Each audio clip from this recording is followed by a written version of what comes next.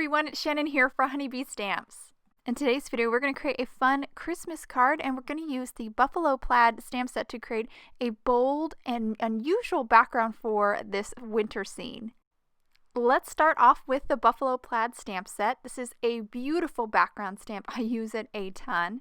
I'm going to actually stamp onto this A2 panel of red cardstock, and to make sure I get my placement just the way I want it to be, I'm going to actually adhere my panel to my mouse pad in my MISTI, and that's going to allow me to center this background stamp perfectly over that panel so all the edges are completely covered. Sometimes when you stamp in your MISTI and you push your paper to the corner, you can get kind of a little barrier or kind of a unstamped area. So this is my favorite way to stamp backgrounds with the background stamp. So just stamped it in Memento Tuxedo black, and I also went ahead and stamped some critters from the Woodland Winter Animals stamp set, as well as some presents from the Santa Village stamp set in Memento Tuxedo black onto some white cardstock here, and now I'm going to Copic color them. The colors I'm using are on screen. I started with E30 for the base of this deer, then I moved on to E31, which I'm using right now to color this present.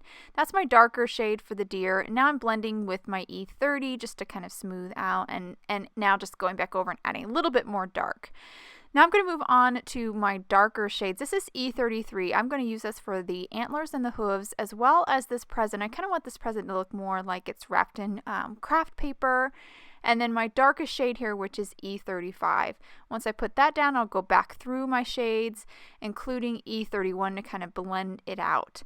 Now I'm going to move on to a blue. This is BG10. I use this for adding a little shadow to any area that I want white. And after I've added it to the reindeer's face and tummy, I'm just going to take 0 and kind of blend it out. Then I have RV11 for the cheeks and the ears. And now I'm going to move on to the scarf. I have a red combo here starting with R17. I'm also going to use that for any other areas that are red, like that ribbon or bow on the present. Then I'm moving on to R27, which is my darker shade, to kind of add in a little shadow. Now I'm moving on to my green combo, which is G17, my lighter shade, and then G28 for my darker shade. I'm now moving on to the bunny and the bird, starting with C1 as the base. This is my lighter shade. Then I'll move to C3 and add a little shadow around the sides of the bunny, kind of the underarms, anywhere which would be a little bit darker, as well as adding a little shadow to the back of the bird. Once I finish with C3, I'll then go back to my C1 and just kind of blend out that transition so it's a nice gradation, nice smooth gradation between those colors.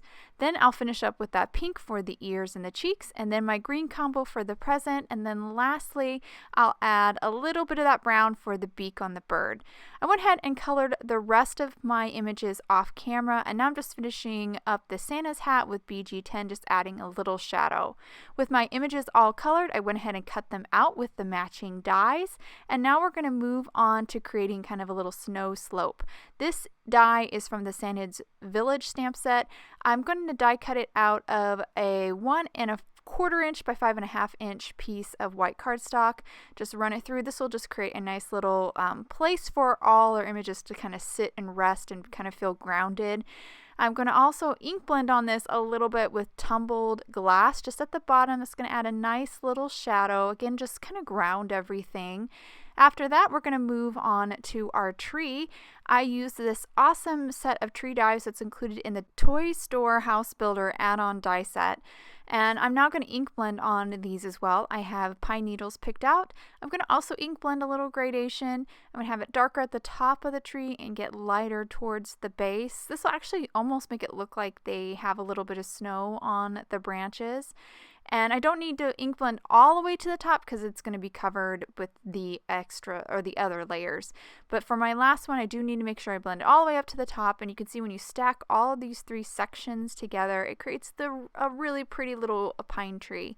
I'm now going to move on to stamping my sentiment. I have the Mary stamp set here. I've pulled off the large Mary as well as some sub-sentiments. I'm going to just ink up these in Memento Tuxedo black and stamp them onto a scrap of craft paper. Then I will go ahead and trim the sentiments down to a strip, but cut out the Mary with the matching die. We now have all our parts ready to kind of put this card together. The first thing I'm going to do is adhere my buffalo plaid panel to an A2 top folding card base made from craft cardstock. Once I have that stuck down, I'm just going to roll a little piece of tape and to kind of hold the card base shut while I start to construct my scene. The first thing to do is adhere all those sections of the pine tree together, and then I will start to kind of arrange all my images as well as my sentiment. So once I have everything arranged, I'm going to grab a piece of press and seal and carefully place it on top of all my images and my sentiment. Then once I've got them all kind of adhered to that press and seal, I'll pick it up, and I will then move on to adhering this snow slope down.